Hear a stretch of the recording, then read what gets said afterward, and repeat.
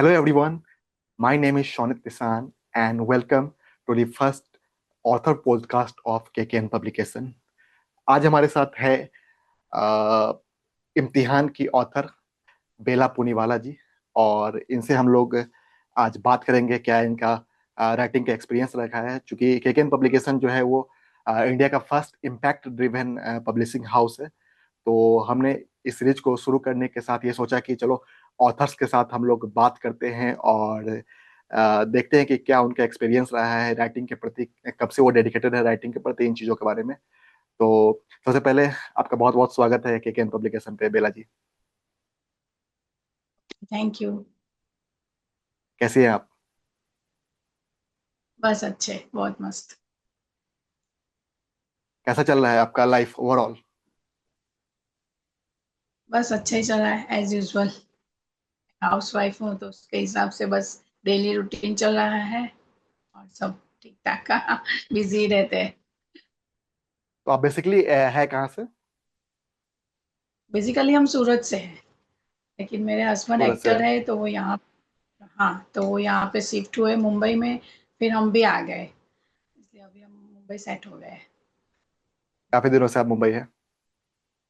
हाँ हाँ, 5-7 साल हो गए। अभी भी गुजरात जाना होता है या नहीं, बस आप लोग यहीं पे सेटल है पूरा? जाना होता है लेकिन बहुत कम।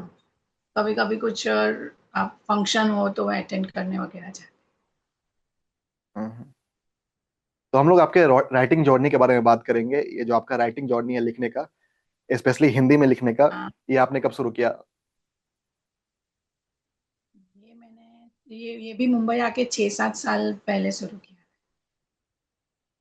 नहीं, लिखने का जो हैबिट है वो अचानक से तो नहीं आया होगा ना?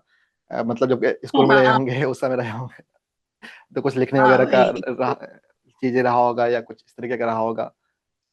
तो किस तरीके से इसको शुरुआत किया है, मतलब फर्स्ट टाइम कब लिखा था आपने जिसको लोगों ने प्रेज किया था? पहले तो मैं अपने लिए सिर्फ ऐसे ही जो भी मन में ख्याल आता था, जैसे रोज नहीं सिर्फ सब लोग लिखते हैं कि आज मैंने सुबह ये किया, शाम को ये किया, इनसे मिले, मुझे क्या फील हुआ, वो सब डायरी में लिखते हैं ना अपने हिसाब से। वो मुझे लिखने की आदत थी पहले, तो वो बस हम्म। ऐसे ही मैं लिखती थी और फिर छोड़ देती थी। और फिर कई सालों हम्म। बाद ख्याल आया कि लिखना चाहिए कुछ, तो जो जो मैं लिखती गई। हम्म। तो बस फिर कहानियां लिखने लगी, पढ़ने लगी, फिर कहानियां लिखने लगी। फिर मेरे फैमिली वालों ने बहुत सपोर्ट किया, बच्चों ने समझाया कि ऐसे करो ऐसे करो। मेरे हस्बैंड ने भी बहुत सपोर्ट किया कि तुम अच्छा लिखती हो। मैंने उनको सुनाई एक दो स्टोरी मेरे हस्बैंड को छोटी सी लिख के, तो उनको भी पसंद आई हम्म। कि वाह तुम तो इतना अच्छा कैसे कर लेती हो, तो आप तुम भी लिखो लिखो, जितना फ्री टाइम होता है उतना अच्छा लगेगा तुम्हें।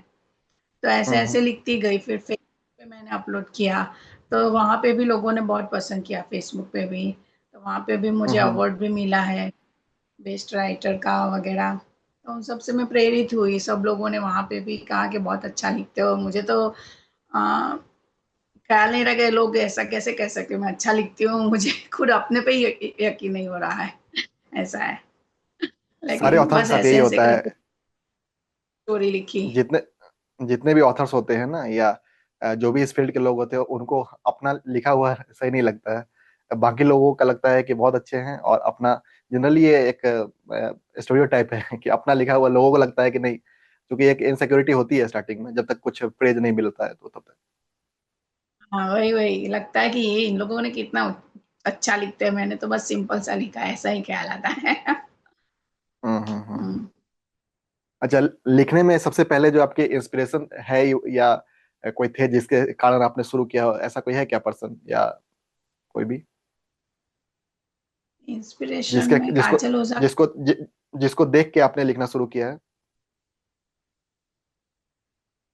ऐसा तो कोई नहीं, लेकिन मेरे हस्बैंड को ही देख के मैंने एक दो, हाँ, कॉमेडी सीरीज भी लिखा है। हम्म। वो हस्बैंड एक्टर है तो कॉमेडी बहुत अच्छा करते हैं, तो उनके हम्म। हिसाब से भी मैंने कुछ लिखा है। वो बहुत अच्छा है वो भी। वो भी कॉमेडी है, लिखते? हॉरर भी, कॉमेडी भी लिखा है, फिर स्टोरी भी लिखी है, कविताएं भी लिखी है, शॉर्ट लिखा है, फिर लॉन्ग भी लिखा है। मतलब कि बुक भी बन गई धीरे धीरे बन के। हम्म। आपके घर में आपके अलावा भी कोई पहले से राइटर था या कुछ लिखने का चलन था? नहीं नहीं, कोई नहीं, मैं ही हूँ। कोई नहीं। You are first first time author in your family. Yes yes. वैसे आपके मुझे राइटिंग बुक जर्नी पढ़ने में का बुक रिसेंटली पढ़ने का आपने भी शौक है। रिसेंटली आपने कौन सा बुक पढ़ा है? रिसेंटली मैं अष्टवक्र गीता पढ़ रही हूँ, क्योंकि मैं स्पिरिचुअल की तरफ भी अभी जा रही हूँ ज्यादा। तो मैंने डोंगरे हम्म जी महाराज की गुजराती में रामायण पढ़ी है। फिर वो हम्म भागवत, फिर Ashtavakra Gita Art of Living का है बुक, वो पढ़ रही हूँ। वो सब भी पढ़ती रहती हूँ। हम्म मगर एक किताब में रख बस एक मुझे पढ़नी है, तो रोज रात को या सुबह सुबह भी पढ़ती हूँ और रात को भी। तो जितना हो सके हम्म जितना पढ़ लेती हूँ थोड़ा। हम्म। तो इम्तिहान के साथ ओवरऑल एक्सपीरियंस कैसा रहा आपका? इम्तिहान के साथ भी बहुत अच्छा लगा। जिसने पढ़ी है ना, उन लोगों ने बहुत ही तारीफ की है कि बहुत अच्छा है, और इसका अब दूसरा पार्ट भी बना है। ऐसा भी मुझे कई लोगों ने कहा कि ये हम्म स्टोरी आगे बढ़ाओ, पार्ट भी बनाओ। मैंने बोला सोचती हूँ कुछ सोच के बनाऊंगी दूसरा पार्ट। इतना पसंद किया है लोगों ने। इम्तिहान को लिखने में आपको कितना वक्त लगा था, लगभग कितना दिनों का ये आइडिया था आपका? वैसे 2-3 महीने तो हुए ही होंगे। हम्म। लिख तो देते क्या? को लिखने का क्या है, एक एक या 2 महीने में लिख तो देते हैं, लेकिन फिर उसे हम्म करेक्शन में फिर जोड़ना घटाना ये सब कुछ ख्याल आया तो फिर से रिकरेक्ट करने में ज्यादा टाइम लग जाता है मुझे। 3-4 बार मैंने पढ़ा। हाँ, फिर ऐसा होता है इसलिए। इम्तिहान का जो सब्जेक्ट है, वो चूंकि ऑडियंस जान नहीं रहे हैं, इम्तिहान के बारे में ब्रीफली बताइएगा थोड़ा सा। हाँ जरूर। ध्यान वैसे तो एक लव स्टोरी ही है, हम्म दोस्तों की लव स्टोरी। इसमें एक लड़का है और 2 लड़कियां हैं, हम्म फ्रेंड्स है। हम्म 2 लड़की फ्रेंड्स है ऐसा। और हम्म जो कॉलेज में एक को लव हो गया था एक से, और दूसरे को हम्म भी उसी से प्यार हो। तो एक के लिए दूसरे ने अपना बताया ही नहीं कि मैं तुमसे प्यार करती हूँ ऐसा। पहली जो हम्म दोस्त थी उसने लड़के को बताया ही नहीं कि मैं तुमसे हम्म प्यार करती हूँ। और अगर वो जिस दिन वो कहने वाली थी कि मैं तुमसे प्यार करती हूँ, उसी दिन उसकी फ्रेंड ने उसके बॉयफ्रेंड को बोल दिया कि मैं तुमसे प्यार करती हूँ। तो फिर वो पीछे हट गई थोड़ा सा कि नहीं नहीं, अभी ये मेरी फ्रेंड भी उससे प्यार करती है, तो मैं उन दोनों के बीच में नहीं आती हूँ। और उसकी खुशी में ही मेरी खुशी है, ऐसा सोचते हुए उसने हम्म अपने आप को पीछे। लेकिन वो फिर भी सारी बहुत टाइम तक उसके साथ ही रही, बहुत टाइम तक उसके साथ ही रही। आ, उसको काफी हेल्प किया सब में, वैसा है। और फिर हम्म लास्ट में पता चलता है लड़के को कि ये भी मुझसे प्यार ही करती थी। तब उसको बहुत बुरा लगा कि यार तू इतने समय से मेरे साथ थी, मुझे और मेरी वाइफ को तूने इतना हेल्प किया, इतना सपोर्ट किया, काम में भी इतना मदद किया, उसके ऑफिस हम्म वर्क में भी बहुत हेल्प करती थी। उसको बहुत बुरा लगा कि तुमने मुझे बताया नहीं। फिर उसने उस लड़की ने अपना उसने सोचा कि अब साथ रहने में मजा नहीं, तो वो अलग से अलग जगह गई और उसने अपनी एक नई दुनिया बसाई। और वो भी एक ओवरऑल बहुत एक अच्छी कहानी है रोमांटिक जिस फिक्शन है। हाँ, रोमांटिक फिक्शन है, हाँ वो पीछे का भी। इस बुक को लिखने का आपको इंस्पिरेशन कहाँ से मिला था? वो क्या है कि मैं है ना छोटी छोटी मुझे टीवी देखने का भी बहुत शौक है। सीरियल हम्म है, मूवी है, वह मैं सब ज्यादा देखती रहती हूँ। जहां तक एक या दो सीरियल तो मैं देखती हूँ। तो उसी में से हम्म कोई टॉपिक में ले लेती हूँ कि नहीं इस पे से मैं कुछ बना सकती हूँ, तो बस ऐसे ही छोटी स्टोरी या बड़ी स्टोरी उसी में से बना देती हूँ। और फिर अपने आप से कुछ अलग अलग जोड़ती जाती हूँ। ऐसे में बन हम्म जाती है कहानी पूरी। मतलब जैसे टॉपिक कि उस आपने इस बुक का बताया कि ओवरऑल ये एक रोमांटिक स्टोरी है, तो इसका जो टाइटल है इम्तिहान, इसका आइडिया कहाँ से आया और किस तरीके से फाइनलाइज हुआ? क्योंकि जो लड़की है वो हम्म जो लड़की तो उसकी जिंदगी जैसे एक इम्तिहान जैसी बन बन गई थी, क्योंकि हम्म उसने अपनी जिंदगी में अपने लिए कुछ किया ही नहीं। हर वक्त उसने अपनी फ्रेंड के लिए ही किया है। अपने घर परिवार के लिए किया है, इसलिए उसकी जिंदगी पहले पन्ने में ही मैंने लिखा है कि उसकी जिंदगी ही इम्तिहान बन गई थी जीते जीते, इसलिए मैंने उसका नाम हम्म। इम्तिहान रखा है। जो आपके रीडर्स हैं उनको इस बुक से क्या मतलब सीख सकते हैं वो? हाँ, आपके जो सीख रीडर्स सकते हैं इस हैं। बुक से क्या सीख सकते हैं? सीख सकते हैं कि प्यार देने में नहीं, लेकिन क्या बोलते हैं कि प्यार देने में मजा है, प्यार छीनने में नहीं। अगर वो चाहती तो अपने प्यार को छीन सकती थी, बोल पहले ही बोल के कि नहीं ये तो मैं इससे प्यार करती हूँ, तू हट जा। लेकिन उसने ऐसा नहीं हम्म। किया, क्योंकि वो लड़का किसी से प्यार करता था, इसलिए उन दोनों को एक करने के लिए उसने ये किया कि नहीं मैं ही हटना चाहती हूँ, क्योंकि जिंदगी में इसमें यही है, इस लड़की की खासियत ये यही बताइए कि वो बहुत अच्छी और बहुत अच्छी लड़की है, जो दूसरों की खुशी में खुश रहना चाहती है, चाहे अपने साथ जो भी हो जाए। दूसरों की खुशी में वो खुश रहती थी, बस ये, इसलिए इस दूसरों की किताब को खुशी में लिखने के खुश वक्त रहना है। नहीं, बहुत अच्छी स्टोरी है आपकी। मतलब आप जैसे बात कर रहे हैं, हालांकि तो मैंने पढ़ा है बुक को, लेकिन मैंने रीडर्स के लिए, आपके रीडर्स के लिए और जो ऑडियंस देख रहे हैं उनके लिए मैंने सोचा चलो आपके साथ आप अपने शब्दों में अगर बताती हैं तो वो ज्यादा एक्सप्लेनफुल हो पाएगा। ओवरऑल ये बताइएगा कि जिस किताब को लिखते हुए ऐसा कोई पल है जो आपको आज भी याद है, किताब के लिखते वक्त जो आया हो, या कोई ऐसी स्टोरी या कोई ऐसा मोमेंट आया हो बुक में जो आपको आज भी याद है, कि यहाँ से आपको लगा होगा कि बुक का ये टर्निंग पॉइंट हो सकता है? हाँ, हाँ, क्योंकि वो लास्ट में पहले जो टॉपिक था वो दोस्त वाला हम्म। निकल जाता है, धीरे धीरे से वो अपनी दोस्त की जिंदगी से बाहर निकल जाती है और अपने दूसरी जगह जाके अपनी एक नई दुनिया वो बसाती है, लड़की। तो हम्म। वो वहां पे जो जिसके साथ वो जाती है, जिसके साथ मिलती है, उसके साथ वो जैसे रहती है, वो सब भी बहुत ही अच्छा है। वो सब मुझे हम्म। कुछ एक मूवी में ही देखा था ये भी, और उसी में से मैंने लिखते थोड़ा उसी में से थोड़ा लिखा, और थोड़ा बहुत अपने हिसाब से लिखती गई। हम्म। राइटिंग जर्नी के दौरान आपके लिए कोई इमोशनल मोमेंट भी आया इस स्टोरी को लिखते हुए? ये बहुत ही अच्छा है, मुझे लिखते लिखते तो बहुत ही अच्छा लगता है।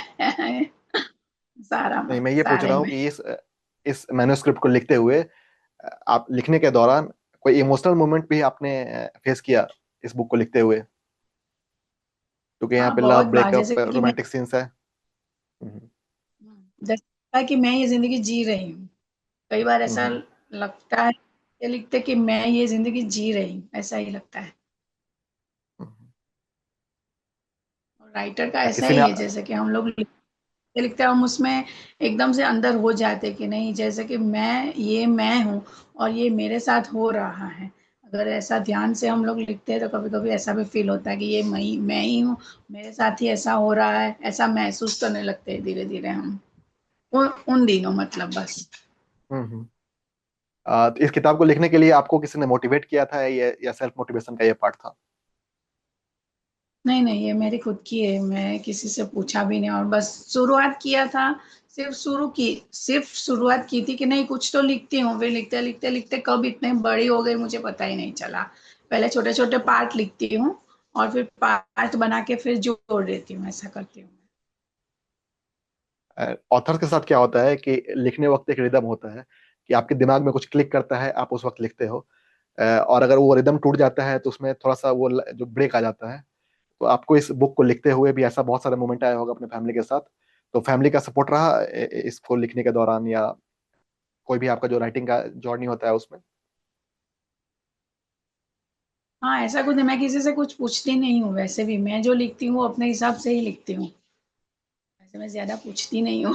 वो लोग सपोर्ट करते कैसे, जैसे कि मैं लिखती हूँ तो मुझे परेशान नहीं करते, वो लोग देखते हैं बच्चे भी कि मम्मी लिख रही है या हम्म। कुछ पढ़ रही है, तो कि मैं बोलूँगी बाद में, तो वो लोग रुकते हैं 10-15 मिनट पे। हम्म। ऐसा है, ऐसा कुछ नहीं। घर में भी सब सपोर्ट अच्छा करते हैं, मेरे हस्बैंड का भी काफी सपोर्ट है, और वो हम्म। सुनते भी है। फिर लिख के सुनाती हूँ तो बोलते हैं कि नहीं अच्छा है, अगर तुम ये उसमें ये ऐड करोगी तो अच्छा लगेगा, वैसा एक्सप्लेन भी करते हैं कभी कभी। जो लोग लिखना चाहते हैं अपनी स्टोरी, लेकिन उनको ये फियर है आपकी तरह कि पता नहीं इसको कौन पढ़ेगा, मैं अच्छा लिख रही हूँ या नहीं लिख रही हूँ, या लिख रहा हूँ या नहीं लिख रहा हूँ, तो उनके लिए आपका क्या मैसेज होगा कि उनको जर्नी किस पोजीशन पे आके स्टार्ट कर देनी चाहिए?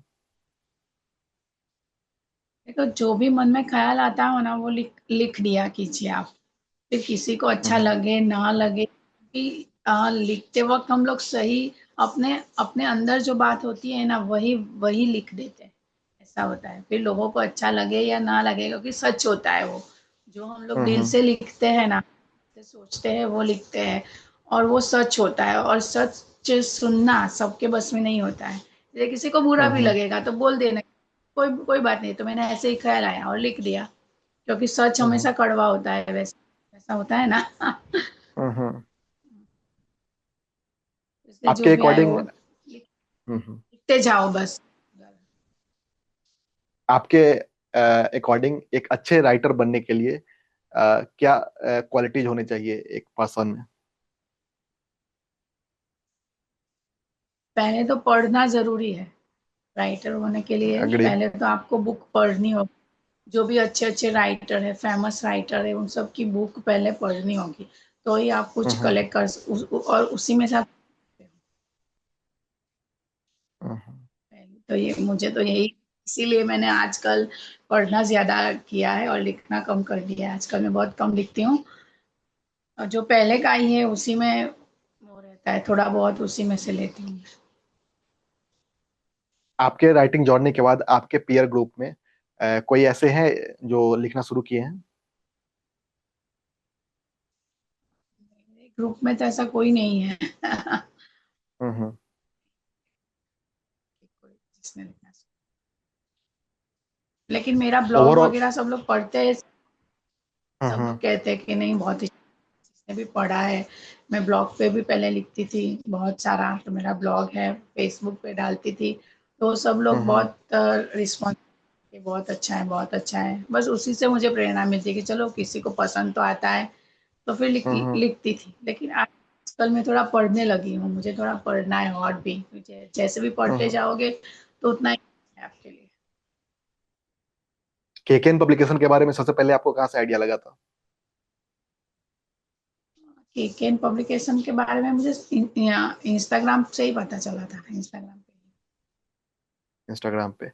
ओवरऑल केकेन पब्लिकेशन कैसा आपका एक्सपीरियंस रहा? बहुत अच्छा है, वो लोग अच्छे से सब रिप्लाई करते हैं, और जो भी कंफ्यूजन हो, सवाल हो, उनका भी अच्छे से रिप्लाई देते हैं, और बहुत सपोर्टिव भी है। ओवरऑल सब कर जो आपने लेते हैं मतलब। बुक जर्नी की शुरुआत की थी, और जो पब्लिशिंग का जो प्रोसेस, बुक जब पब्लिश हो गया है, तो उसके बाद आपका जो बुक का रिएक्शन है लोगों का, जिन लोगों ने बुक को पढ़ा है, अ, उन लोगों ने क्या रिएक्शन दिया है किताब को लेके आपके, और किताब के स्पेशली जो किताब का क्वालिटी है, प्रिंटिंग क्वालिटी हो गया या कवर का डिजाइन हो गया, जो कवर का डिजाइन भी तो पब्लिशिंग के साइड से ही हैंडल हुआ होगा। हाँ हाँ, वो सब उन्होंने किया है, तो और सब ओवरऑल लोगों क्या ने बहुत ही, ओवरऑल सबने पसंद किया है, सबने। पब्लिशिंग प्रोसेस में सबसे अच्छा जो आपको लगा, वो क्या लगा सबसे अच्छा ओवरऑल पब्लिशिंग प्रोसेस में? ओवरऑल में सब अच्छा ही है वैसे तो। उन लोगों ने अपने हिसाब से ही सब कुछ किया है।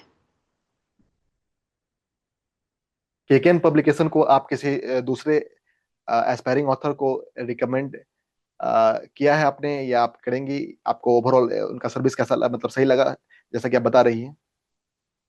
हाँ, मैंने एक मेरी फ्रेंड को भी किया था, आपका नाम दिया था, उनको भी करवाना था बुक तब, हम्म। जब मैंने पब्लिश कर तभी। हम्म। कामेश्वरी करके है, फेसबुक फ्रेंड है, तो उनको भी मैंने हम्म। बोला था कि आप यहाँ पे जा, लेकिन उनका इतना अच्छा पता नहीं, उनको समझ में नहीं आया। जो फॉर्म भरा था उसमें ये नहीं, पहले तो हमारी बातें हुई थी, मैंने बोला कि हम्म। मैंने तो आसानी से मेरा गया, लेकिन उनका पता नहीं हुआ, नहीं ऐसा हुआ उस टाइम। फिर हम्म। वो बात को तो बहुत टाइम, उसने मुझे याद नहीं किया क्या बात हुई थी। उस वक्त ऐसा हुआ था, मैंने एक दो जन को बोला भी था आपके बारे में। हम्म। आपको ओवरऑल जो आपकी ये बुक पब्लिशिंग की जर्नी रही है, उसको अगर आपको एक लाइन में समराइज करना हो तो आप कैसे समराइज करेंगे उसको? पब्लिशिंग की जर्नी में तो बहुत जैसे मेरे लिए तो बहुत आसान, मुझे तो सिर्फ पीडीएफ बनानी थी और पीडीएफ बना के मैंने हम्म। तो भेज दी थी, और उन लोगों ने ही सब कुछ किया है। ऐसे मुझे कुछ करना नहीं पड़ा ज्यादा, मतलब कि हम्म। केक एंड पब्लिकेशन में ही सब कुछ किया है उसमें से। जैसे वो जो भी किया, आपका जो फिर बुक है वो वो हम्म। पे भी जितनी बार मैंने फोटो डाली, मेरे फ्रेंड की फोटो डाली, तो वो लोग भी फोटो डालते थे, वही वाला फिर स्टोरी में ऐड करते थे। ये सब करते हैं, अभी भी करते हैं। तुरंत ही उनका हम्म। रिप्लाई भी आता है। ये भी अच्छा आने लगता वाले है। सब आने वाले समय में रीडर्स आपसे क्या एक्सपेक्ट कर सकते हैं?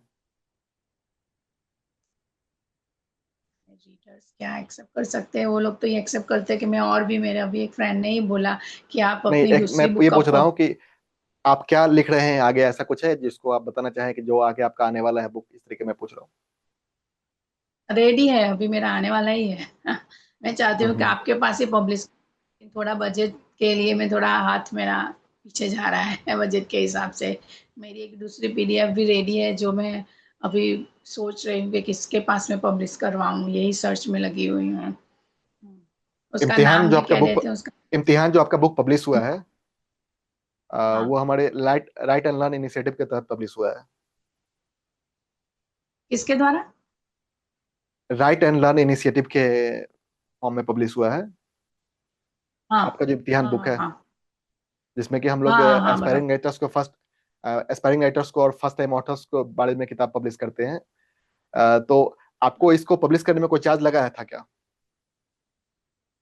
नहीं, उस टाइम तो शायद नहीं लगाया था। हम्म। फिर केकेन अमेजोन से पब्लिकेशन के हमने बुक नहीं नहीं, पब्लिशिंग का कोई चार्ज या डिस्ट्रीब्यूशन का कोई चार्ज आपको देना पड़ा था क्या पब्लिकेशन हाउस को? नहीं दिया है शायद, तो क्योंकि फ्री पैकेज था उस टाइम। अभी इतना टाइम हो हम्म। गया है ना, मुझे ज्यादा, सॉरी, मैं ना ये सब काउंट ये सब भूल जाती हूँ बहुत जल्दी। शायद तो नहीं हम्म। दिया था फ्री पैकेज टाइम, तो उसी में मैंने अपनी बुक पब्लिश करवाई थी। लेकिन उन लोग को कॉपी आप लोगों ने नहीं भेजी थी, तो वो मैंने हम्म। अमेजोन से मंगवाई, जितनी बार भी चाहिए ना उतनी बार वो मैंने हम्म। मंगवाई है। हमारे जो डिफरेंट इनिशिएटिव्स है, जैसे कि पायनियर्स ऑफ चेंज हो गया, उसके बाद टीच एंड इंस्पायर हो गया, उसके बाद राइट टू रैप एक चैलेंज है हमारा, जिसमें कि ये 28 डे का चैलेंज है, जिसमें कि आप एवरी डे कुछ लिखते हैं और उसको 28 डे के बाद हम लोग कंपाइल करके और एक बुक के फॉर्म में पब्लिश करते हैं। या आपका आपका जो जिस इनिशिएटिव में बुक पब्लिश हुआ है, राइट एंड लर्न, इसके बारे में आपने वेबसाइट पे जाके कभी पढ़ा है? जी नहीं, मैंने नहीं पढ़ा है कभी भी। इसको आपने डेफिनेटली एक बार चेकआउट कीजिएगा। पक्का पक्का मैं करूंगी, पक्का करूंगी। क्योंकि ये पब्लिश कराने के बाद है ना, मैं अपने वो रिलेशन में कुछ शादी ब्याह वगैरह में बहुत बिजी हो गई थी, तो मैं इस तरफ ध्यान ही नहीं दे पाई हूँ बहुत ज्यादा। कुछ ना कुछ हम्म। ऐसा चलता रहा कि मैं, ये सब निकल ही गया कि चलो अभी बुक पब्लिश हो गई, तो मैं खुश हो गई कि चलो बुक तो हो गई बस। और अभी दूसरी बुक केकेन भी। केकेन पब्लिकेशन जो है सो इंडिया का only impact driven publication house है।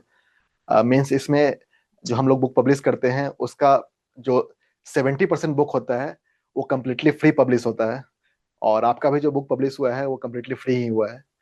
और राइट एंड लर्न इनिशिएटिव में हम लोगों ने ऐसा किया है ना कि राइटर्स के जर्नी को सपोर्ट करने के लिए इस इनिशिएटिव को ऐसा रखा है कि आप जो भी लिखते हो, क्योंकि लोगों में ये हडल होता है कि मैंने जो लिखा है उसमें हो सकता है कि प्रोनाउंसिएशन का एरर होगा, उसमें मतलब राइटिंग का एरर होगा, या उसका जो प्रूफ रीडिंग होगा वो प्रॉपर नहीं होगा। तो हम लोगों ने इस तरीके से इसको कर रखा है कि आप जो भी सेंड करते हो हम उसको एक डिस्क्लेमर देके और एज इट इज हम लोग पब्लिश कर देते हैं, जिससे कि आपको एक मोटिवेशन मिल सके कि आप भी लिख सकते हैं। और सबसे बड़ा हडल ये होता है कि आपका जो फर्स्ट बुक है वो पब्लिश हो रहा है या नहीं हो रहा है।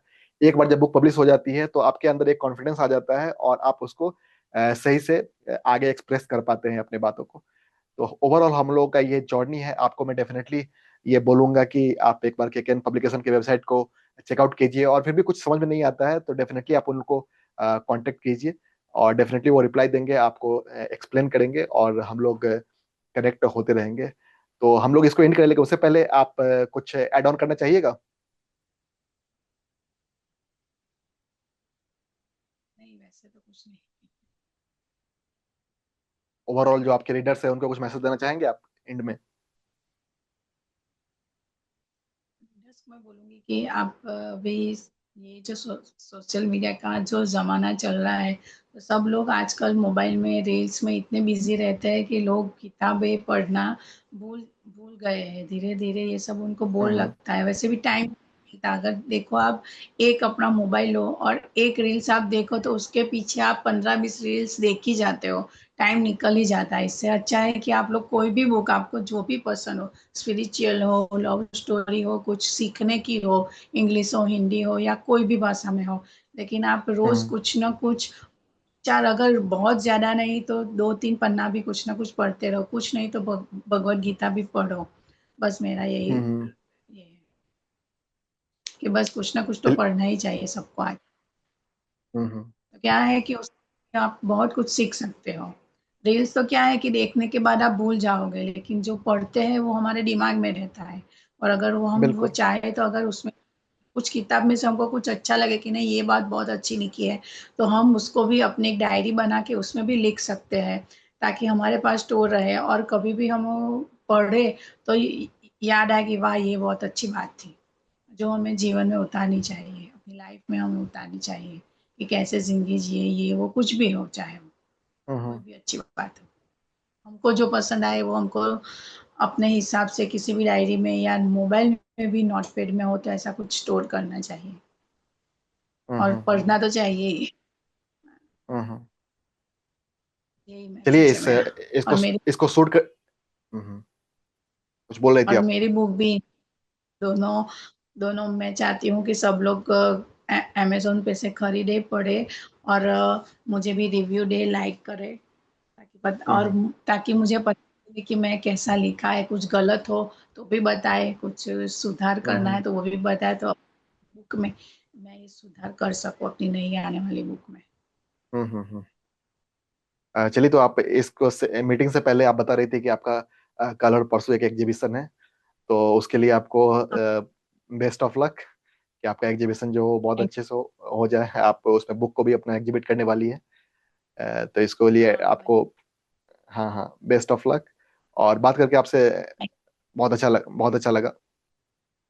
Thank you. हाँ, मुझे भी आपसे बहुत थैंक यू।